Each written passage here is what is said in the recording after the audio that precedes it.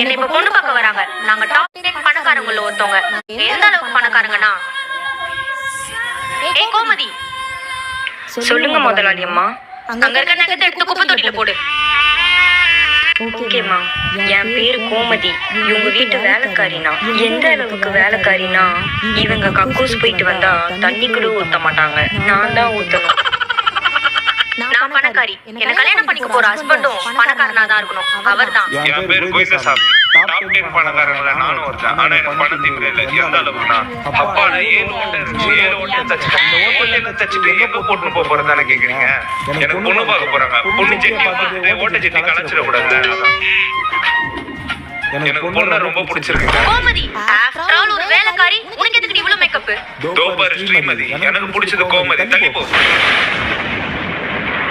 அவளை எப்படி கல்யாணம் பண்றேன்னு பாக்குறேன். பொம்பளை பார்க்க வந்தவனும்